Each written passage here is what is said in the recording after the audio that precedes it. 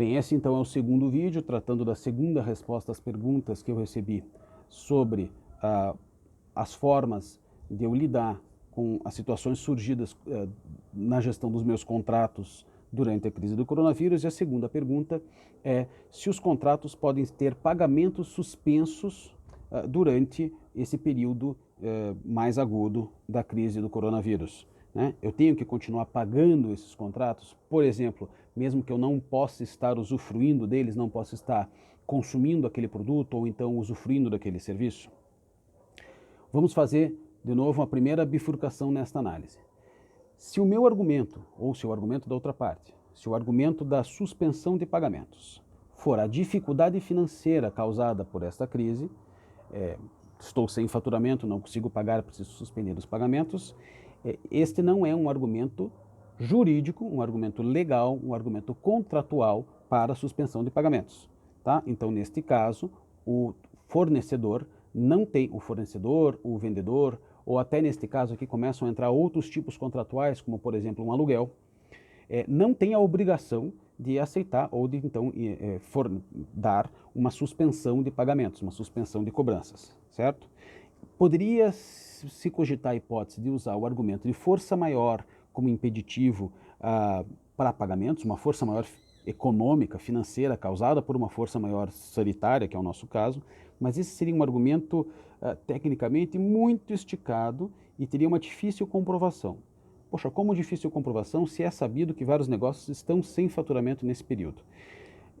Primeiro porque essa comprovação teria que ser judicializada, então isso já vai afastar qualquer tipo de solução rápida, eficaz, possível de ser implantada imediatamente, quanto porque eu vou ter que demonstrar de que não só não houve faturamento, mas como eu não tinha reservas e de que aquele fornecedor, e o porquê que aquele fornecedor em particular foi o sorteado para ser suspenso os seus pagamentos. Então, como o intuito dessa conversa é dar soluções rápidas e efetivas que a gente possa colocar em vigor, em negociação de imediato, esse argumento não vai ser muito eficaz.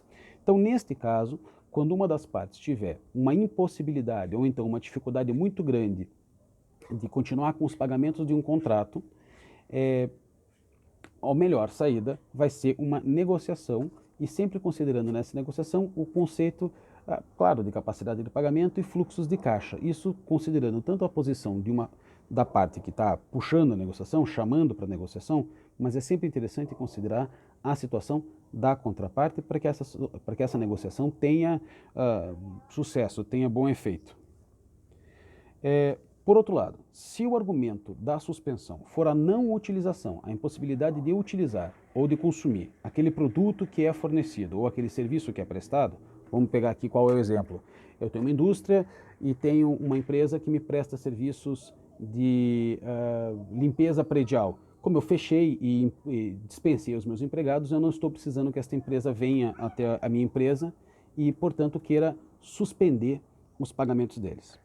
Se essa relação comercial tem um contrato em vigor, um contrato de 12 meses, por exemplo, que estamos agora no meio do contrato, e que o tomador de serviço diz não precisa vir este mês, não precisa vir mês que vem, o prestador não tem a obrigação contratual ou então legal de aceitar uma suspensão também dos pagamentos, certo? Neste caso, eu teria que considerar se eu continuo pagando ou então se eu encerro o contrato e dou uma olhada no último vídeo para ver as minhas condições de encerramento. Tá? Eu posso, e daí nós fazemos agora um link para o terceiro vídeo, que é negociar uma redução de valor durante esse período em que eu tenho um contrato vigente, mas não estou absorvendo o serviço. Tá?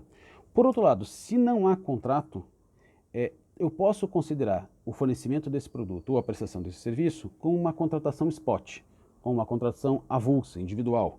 Né? Ou seja, se eu não chamar o prestador de serviço, eu não pago. De novo, vamos buscar um exemplo. Dentro da minha indústria, eu tenho uma pessoa, uma empresa que me presta serviço de manutenção do ar-condicionado. E eu não tenho um contrato de vigência, eu faço por chamado. Chamei para fazer a manutenção, ele vem e tenho combinado com ele um valor por chamado, por serviço ou por máquina vistoriada. No caso, se eu não chamar, eu não pago.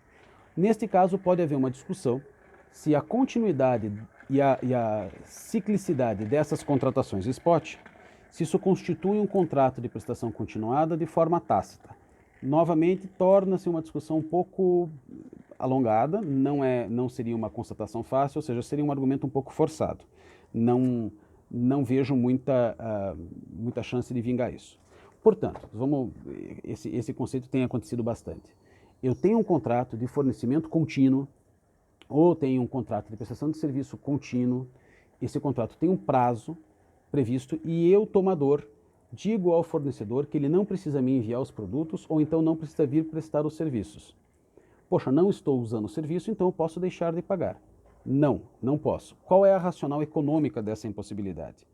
O prestador de serviço ou o vendedor de produtos, ele continua na obrigação, mesmo quando eu suspendo a necessidade de que seja entregue, de manter a capacidade produtiva para que ele volte a me fornecer ou volte a me prestar o serviço imediatamente quando eu disser que agora eu preciso. Ou seja, quando eu retomar as minhas atividades, eu vou precisar que eu estou aqui do lado de fora, então tem um mosquitinho que atrapalha.